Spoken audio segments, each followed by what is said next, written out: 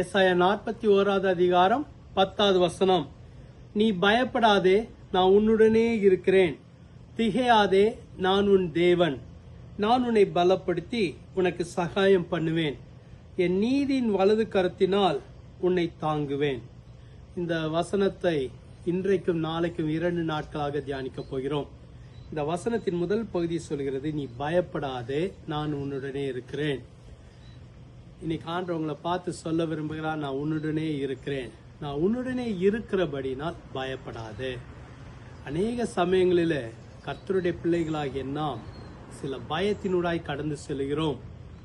இந்த காரியம் எப்படி நடக்குமோ, என்னுடைய வேலைக்கு எதுவும் பாதிப்பு வந்துருமோ, அல்லது என் வேலையை இழந்து விடுவேனோ, அல்லது என் குடும்பத்துக்குள்ள பிரச்சனை வந்துருமோ, ஏதோ பலவிதமான பயங்கள் நம்மளை நெருக்குகிறது. வேதத்தில் அநேக முறை பயப்படாதே பயப்படாதே என்று சொல்லப்பட்டிருக்கிறது. இங்கேயும் ஆண்டவர் தம்முடைய ஜனத்தை பார்த்து சொல்கிறார், நீ பயப்படாதே. ஏன் பயப்படாத? நான் உன்னுடனே இருக்கிறேன்.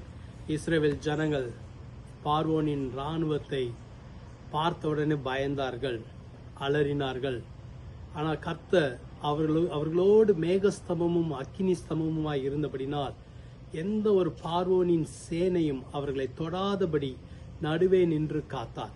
இன்றைக்கு கர்த்தர் உங்களோடு கூட இருப்பதற்கு காரணம் உங்களை காப்பதற்காக. ஆகவேதான் பயப்படாதே என்று சொல்கிறார். எல்லா தீங்குக்கும் கர்த்தர் விலக்கி காப்பார். ஒரு தீங்கு உங்களை அணுகாதபடி காப்பார். கர்த்தருடைய பாதுகாப்பின் கரம் உங்களோடு இருக்கிறது. கர்த்தர் உங்களோடு இருக்கிறார். ஆகவே ஒரு சேதமும் உங்களுக்கு வருவதில்லை. ஜெபிக்கலாமா? எங்களை அதிகமாக நேசிக்கிற நல்ல ஆண்டவரே, நீர் எங்களோடு கூட இருக்கிறேன்னு சொன்னதுக்காக நன்றி. பயப்படாதேன்னு சொல்கிறதுக்காக நன்றி. கர்த்தர் எங்களுக்கு துணை நிற்கிறதுக்காக நன்றி. தகப்பனே, அன்னைக்கு பார்வோனின் சேனை அவர்களை தொடாதபடி அவர்களுக்கு நடுவாக வந்து நின்று உம்முடைய ஜனத்தை காத்தீரே. இன்னைக்கு உம்முடைய பிள்ளைகளோடு நீர் இருப்பதற்கு காரணம் அவர்களை காப்பதற்காக. ஆகவேதான் அவர்களை பார்த்து பயப்படாதேன்னு சொல்கிறக்காக நன்றி. ஒரு தீங்கும் அணுகாதபடி காத்துக்கொள்ளுங்க.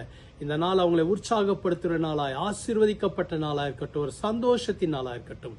மீட்பர் இயேசுவின் மூலம் ஜெபிக்கிறோம் பிதாவே, ஆமென். கர்த்தர் உங்களை ஆசீர்வதிப்பாராக. ஆமென்.